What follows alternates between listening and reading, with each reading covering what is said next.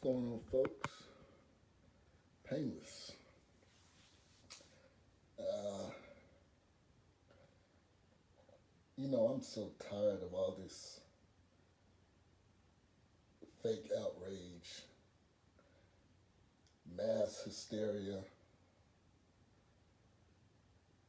I was talking to a female, black female, and she texted me and said, "You be careful." I said, "From what?" She like, "They gunning us down out here. You as a black man." I said, "Well, you know what? Painless always keeps that Thule on him, so I'm not really worried about anything." Um, Secondly, I've only had one run-in my whole life with the police in terms of something I did. Other than that, no problems. And many of you know, I finally found a home here in the South.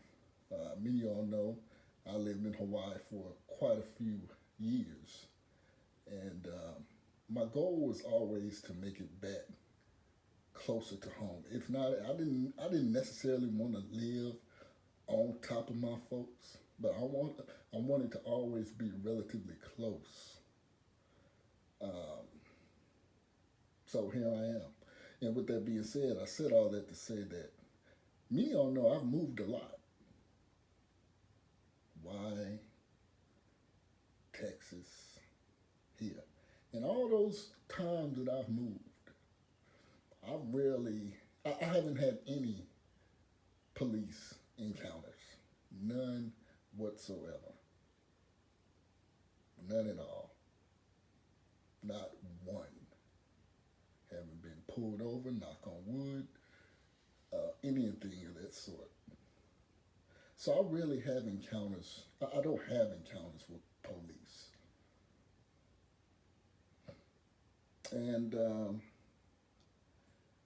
she mentioned that. She said, "Well, you be careful, things of that nature." And I asked her, "Do you know who Freddie Gray is?" And maybe about 5 minutes passed. She said, "No, I had to Google who he was." And I just said Freddie Gray. That's all I said. And she had to, like I said, 5 minutes elapsed. And then she came back with a reply and who he was. She said, "Oh, I had to Google him. That's that boy that got the police killed that boy in Maryland, in Baltimore." I was like, "Yeah, exactly. You had to Google him." I think many of y'all know the point I'm getting at with this gentleman that was killed, couldn't breathe in Minneapolis. Now you got all these Negroes up in Minneapolis cutting up. Fake outrage, sensationalism. Just like I see all these Negroes walking around here with these damn masks on. And these Negroes out here drive like maniacs, smoking dope, having unprotected sex, popping pills. Now you want to put a mask on. And let me get back to the Freddie Gray situation.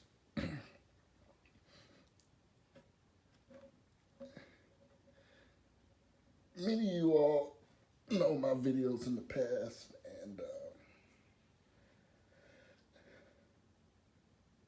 this man too will be a distant memory here shortly, as well, just like all the ones, the Eric Garners, Trayvon Martins.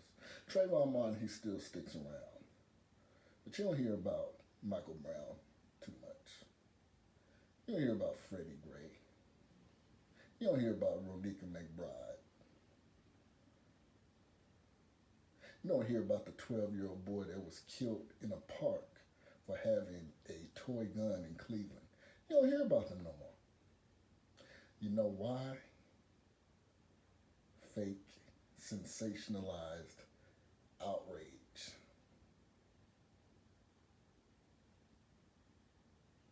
Social clout chasing. Excuse me. It's like the brother up in Central Park filming that white woman with the dog. Now, if I were to encounter that, me is painless, so long as the dog is not in my comfort area. Lady, you know what you're supposed to do. If you know your dog's supposed to be on a leash, I ain't the dog leash police. Long as that mutt don't get close to me, we good. But when you're trying to social clout chase, put people on video, look what I'm doing, all these SJWs out here are hilarious. I just discovered this term called doxing, where, and you see this with the SJWs now. So this woman got fired. I'm not saying, I think she was rather hysterical, extra, but to fire someone, to have someone's livelihood affected, that's the new hustle now. And I've said this before, I've said that in the past, you had all these Al charlatans, Messy Jacksons. First it started, well, we're going to boycott businesses. Remember that situation in Barney's where the young man bought the $300 belt, got profiled. You don't remember it? Me neither. You see where I'm going with this? You probably don't even know what the hell I'm talking about. You're probably going to have to go back and Google this. That's where we're at. So now we've transitioned into all these old relic Negro activists, so-called black leaders of the so-called community. Now you have everybody doing this now. Everybody has a phone. This whole Karen craze. It's cool. Oh, here's another Karen. You know, this whole racial, social justice clout chasing it's taking on something that, and like I said about doxing, trying to destroy people. And you know one thing I noticed about this coronavirus? The people who don't got shit, who just sit at home anyway and pick their ass and look for shit to do like social justice clout chase, they love this shit. They love the shutdown. Because to them it's like, well, shit, I've always been home. Now I got some people home with me.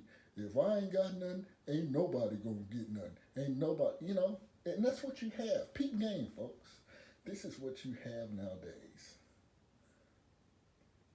I was talking to a coworker of mine. She was like, dang, this just seems like, don't you notice something? I was like, yeah. All the black people have on masks. White folks don't have on masks. Yeah. And that's true. When you step out, that's pretty much what you see. But yeah, that's what you have with this corona stuff. People who ain't got shit, who sit at home all day anyway, way before this happened, love this shit. Because in their mind, they have no concept of productivity, how getting the nation back started. Yeah, I'm skeptical about this whole corona stuff anyway. I mean, how do you know? How do you get that data so fast that this person died of this particular virus? I think it's all a sham, but nevertheless, one should protect themselves because viruses are real. And I'm not a scientist, but viruses are real. But see, the thing, viruses have always been around us. To me, I think we're being globally punked, honestly. That's just my opinion. But I'm going to move on from that. And many of y'all may wonder why I had this Cynthia G up there. And I've never really addressed Cynthia G. But you know, she's talked about it's easy to pick the low hanging fruit of black men. And I've talked about quantity versus quality in the so called black community. You have plenty of black men around, but the quality isn't there. All right? And I asked Cynthia G, what about brothers with resources? Brothers with resources are not checking for those types of non black women. I have a disdain for black acting, so called black acting Hispanic, or any non black woman trying to act black.